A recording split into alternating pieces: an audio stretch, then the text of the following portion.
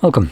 In front of me is a VIVO X300 FE, and today I will show you how you can insert SIM card into this device.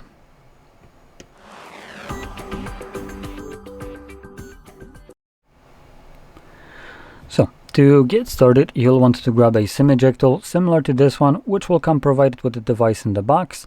But if you can't find it, you could use a paperclip, straighten one of the ends, and it should work just as well, as long as it doesn't have that plastic wrapping all around the metal part. If it does, you can always cut it off.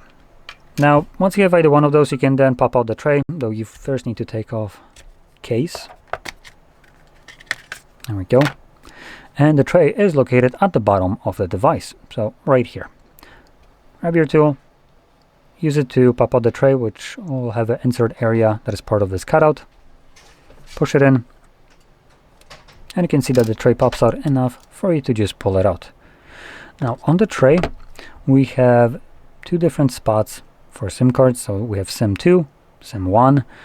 Which one you will use matters, as if you're planning to use physical card like this one and an eSIM, which is one of those that you can add through a QR code, you will need to occupy the physical card on a spot number 1.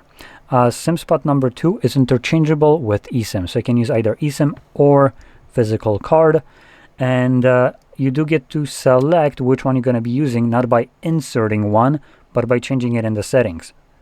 So it's basically a toggle that you do either this or that, and even when you don't add one, it's always going to be looking for a specified one or allow you to use the specific thing that you have selected there, so either a SIM card or an eSIM.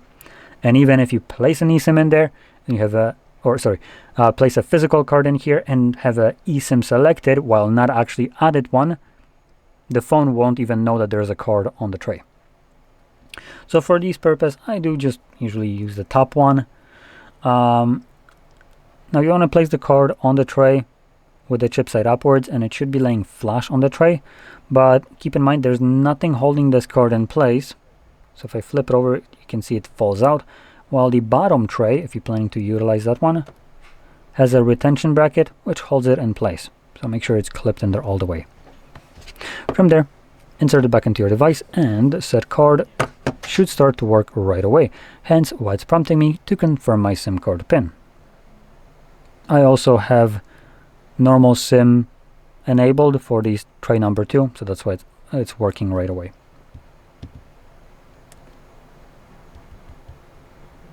Oh, there's a check mark. So once you confirm your PIN, the card should start to work automatically. So with that being said, I hope you found this very helpful, and if you did, don't forget to hit like, subscribe, and thanks for watching.